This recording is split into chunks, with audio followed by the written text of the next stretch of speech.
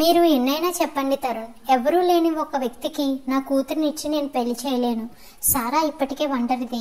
నా తర్వాత తనని పట్టించుకునే రక్త సంబంధులంటూ ఎవరూ తనకు లేరు. కనీసం పెళ్లి చేస్తేనైనా దానికి ఒక మంచి ఫ్యామిలీ వస్తుందని నా ఆశ.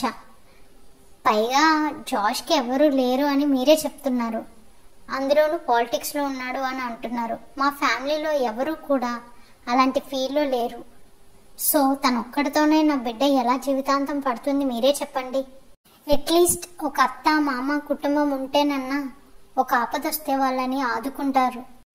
అమ్మా, నా తమ్ముడికి కుటుంబం లేకపోవచ్చు, కానీ వాడికి దేవుడు ఉన్నాడు. ఆత్మీయులైన మేమంతా ఉన్నాం.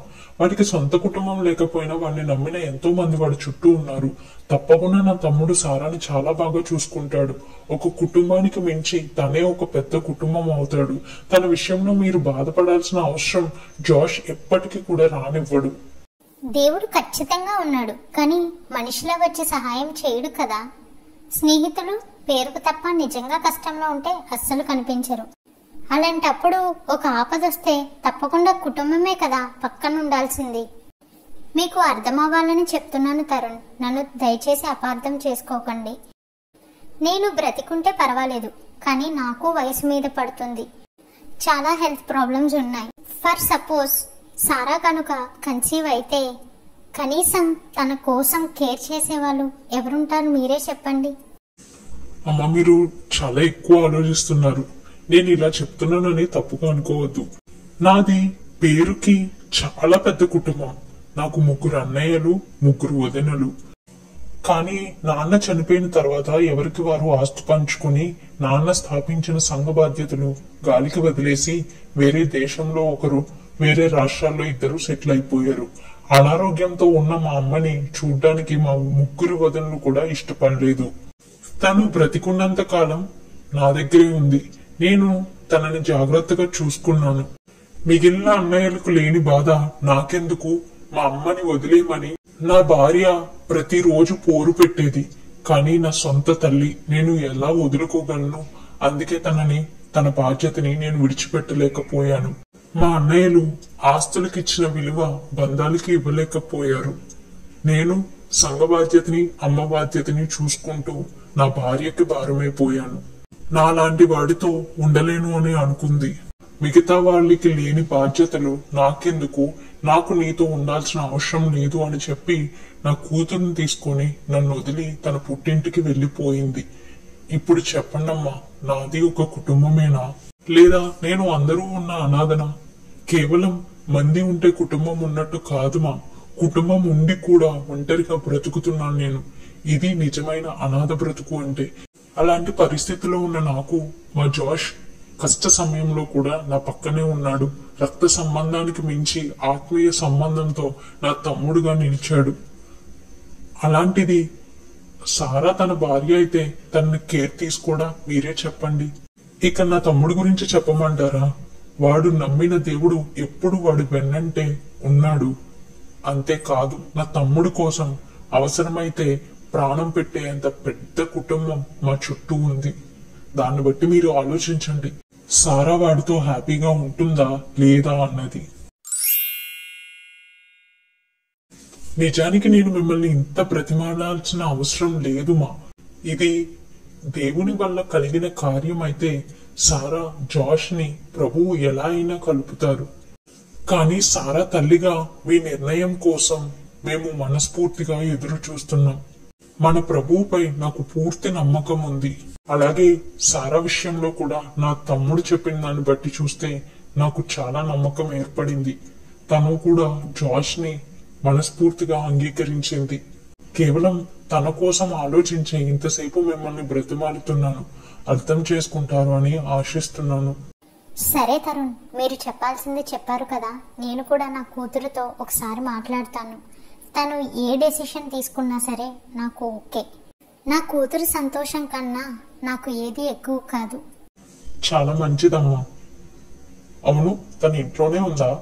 అయితే ఒకసారి పిలవండి. సరే, పిలుస్తా ఉండండి. సారా, ఒకసారి బయటికి రామా. సారా, నీ నిర్ణయం ఏంటి మా? చిన్నప్పటి నుండి ఒక పెద్ద జాయింట్ ఫ్యామిలీకి వెళ్తా అని చెప్పేదానివి కదా. ఇప్పుడు ఒక్క జాష్తో లైఫ్ అంతా కుటుంబం సహాయం లేకుండా మేనేజ్ చేసుకోగలవా? ఏంటి నా ఎదురుగానే చాలా జరిగిపోతున్నాయి. అర్జెంటుగా వీటన్నిటికీ ఒక అడ్డుకట్ట వెయ్యాలి. మీరిద్దరూ కూర్చొని మాట్లాడుకోండి మా, నేను బయట వెయిట్ చేస్తాను.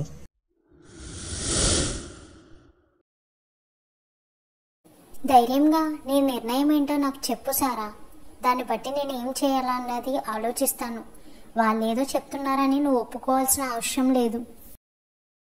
సారా ఒక ఒంటరివాడు, చేత కానివాడు. నీకెందుకు?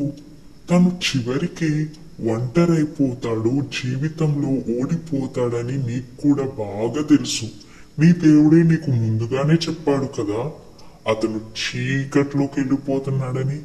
ఇవన్నీ తెలుసు కూడా నీకెందుకు సారా అతని గురించి? ఈ సంబంధం వద్దు అని చెప్పేసి నీకు అంతకన్నా మంచి వ్యక్తి, డబ్బు, అందం, కుటుంబం ఉన్నవాడు ఖచ్చితంగా దొరుకుతాడు. నా మాట విని జాష్ని వదిలేయి.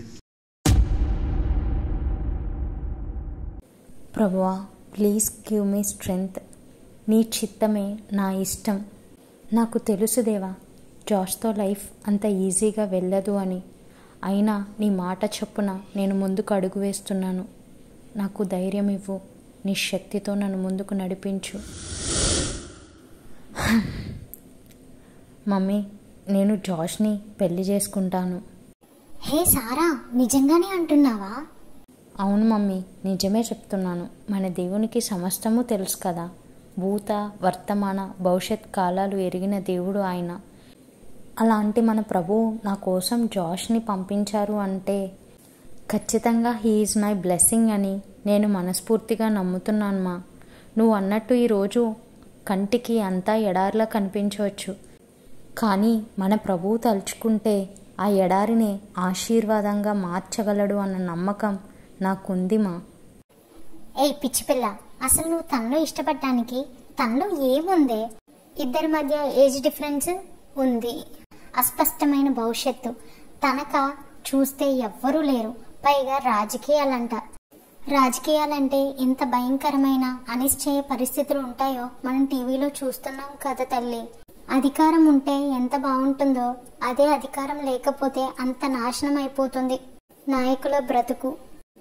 పైగా ప్రజలకన్నీ అమర్చి పెట్టడం, వాళ్ళు తిడితే పడడం, అధికారం ఇస్తే తీసుకోవడం. జీవితానికి అసలు ప్రశాంతత ఉండదే. నువ్వు ఇవన్నీ తీసుకోలేవు సారా, అర్థం చేసుకోమా. మా, ఇవన్నీ నాకు తెలుసు. ఆ రోజు కనుచూపు మేర ఎదురుగా ఎడారి కనిపిస్తున్నా సరే అబ్రహాము విశ్వాసముతో ఒక్క అడుగు కానాను వైపు వెయ్యకపోతే ఈరోజు ఇశ్రాయేలు దేశం భూమిపై ఉండేదా? ఒకప్పుడు బోయాజు గనుక ఇలానే అనుకుని ఉంటే రూతు జీవితం అంతా ఆశీర్వదింపబడేదా? సర్వలోక రక్షకుడైన మన ప్రభువైన యేసుక్రీస్తు కోరుకున్న దావీదు వంశానికి బీజం పడేదా? మరియా రాళ్ల దెబ్బలకు గనుక భయపడి ఒక్క అడుగు వెనక్కి వేసి ఉంటే సర్వలోక రక్షకునికి తల్లి అయ్యేదా? దేవుని చిత్తం ఎప్పుడు మొదట్లో చాలా వాయిడ్గా, నిస్తేజంగా కనిపిస్తుంది మా. కానీ విశ్వాసంతో ఒక్క అడుగు ముందుకు వేస్తేనే కదా మన దేవునికి మహిమ వచ్చేది. అసలు నువ్వేగా నాకు ఉగ్గిపాలుతో ఇంతటి విశ్వాసాన్ని నాలో నూరిపోసింది. అలాంటిది ఇప్పుడు నువ్వే నన్ను అడుగు ముందుకు వేయనివ్వకుండా ఎందుకు ఆపుతున్నావుమా? అయ్యో, నువ్వు నన్ను చాలా అపార్థం చేసుకుంటున్నావే. తల్లిగా నేను నీ సంతోషం కోసమే కదా సారా ఎప్పుడూ ఆలోచిస్తాను. నువ్వు ఎలాంటి ముళ్ళబాటని ఎంచుకుంటున్నావో తెలియక ఇలా మాట్లాడుతున్నావు అనే కదా నేను ఇంతలా సర్ది చెప్తున్నాను. అంతేగాని నీ ఇష్టాన్ని, నీ సంతోషాన్ని కాదని నేను సంతోషంగా ఉంటానని అనుకుంటున్నావా? మమ్మీ, ఇది ఒక్క రోజులో నేను తీసుకున్న డెసిషన్ కాదని నీకు కూడా తెలుసు. ఒకప్పుడు ఇదే దర్శనం గురించి నీకు చెప్తే నన్ను పిచ్చిదాన్ని అన్నావు. అదే దర్శనం ఈరోజు నా కళ్ళ ముందు ఉంది. ఇది నిజంగా దేవుడు నాకు ఇచ్చిన దర్శనం మమ్మీ. దీనికోసమే నేను ఇన్ని సంవత్సరాలు నిన్ను బాధ పెట్టి వచ్చిన ప్రతి సంబంధాన్ని వెనక్కి పెట్టాను. కానీ నా దేవుడు ఈరోజు నా వాగ్దానం వైపు అడుగు వేసే ఒక్క అవకాశం నాకు ఇచ్చాడు. దయచేసి దేవుడు నాకు ఇచ్చిన దర్శనం వైపు నన్ను ధైర్యంగా అడుగు వేయనిమా, ప్లీజ్. ఇంతకు మించి నిన్నేమీ అడగను.